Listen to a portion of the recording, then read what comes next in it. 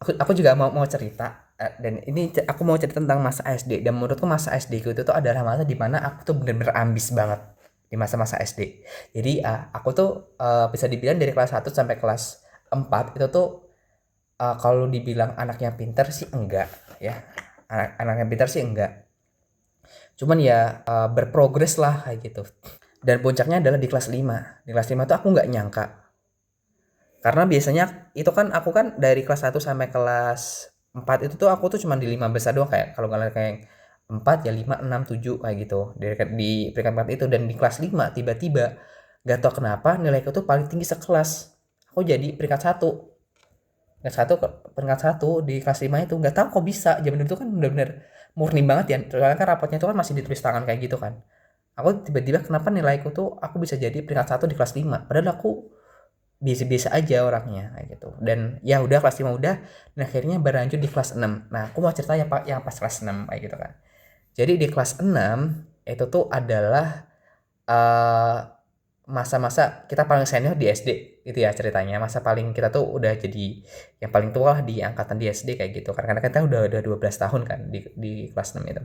Dan di kelas 6 itu aku masih inget banget bahwasanya menurut aku kelas 6 itu tuh adalah masa-masa yang paling sampai sekarang menjadi best moment ever kayak gitu. Karena uh, guru namanya Bu Sapti, sekarang beliau jadi kepala sekolah di SD lama aku kayak gitu.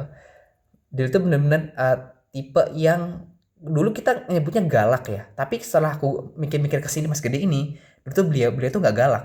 Beliau tuh tegas kayak gitu, tegas ke murid-muridnya kayak gitu. Jadi di kelas 6 itu teman-teman, pas aku kelas 6 itu beneran kita itu jadi kelas yang masuknya tuh paling pagi. Jadi setengah 7 ya, itu kita udah masuk. Jadi kunci kelas 6 itu nggak dibawa oleh petugas sekolah, tapi dibawa oleh kita gantian. Jadi misalkan hari ini aku nih, terus besoknya temanku gantian, terus rolling kayak gitu sampai muter-muter terus setiap hari sampai kita lulus kayak gitu. Terus juga karena di kelas 6 itu cuma 14 orang muridnya ya, aku nomor satu karena nama aku A gitu kan.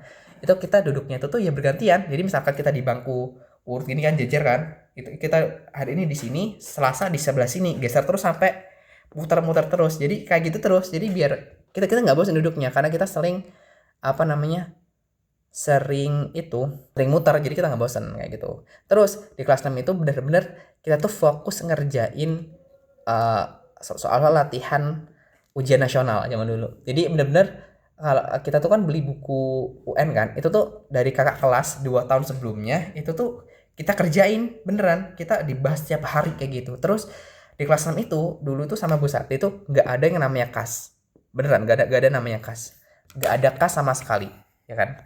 Biasanya kan kas itu kan iuran ya, tapi di kelas 6 itu nggak ada kas karena kasnya itu tuh diambil dari denda. Jadi kalau misalkan nih, misalkan kita itu ngerjain soal itu misalkan salah 10, kalau misal kamu nanti salah 10 atau kayak gitu kesepakatan, kamu nanti dendanya adalah Rp100 kayak gitu. Terus ada juga misalkan pas ngerjain soal USBN jam dulu atau UN gitu ya.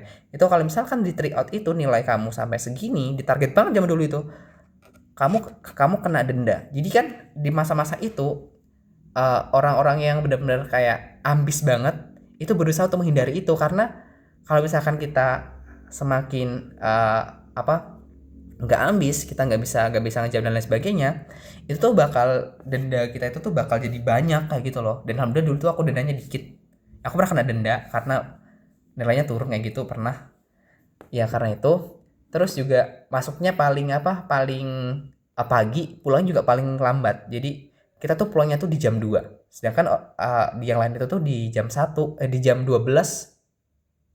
udah pulang. Sebelum zuhur itu udah pulang. Tapi kelas kita itu tuh jam berapa gitu tuh udah jam pulangnya di jam 2 siang. Kalau sekarang kan full day school ya, dulu kan gak ada full day school kayak gitu.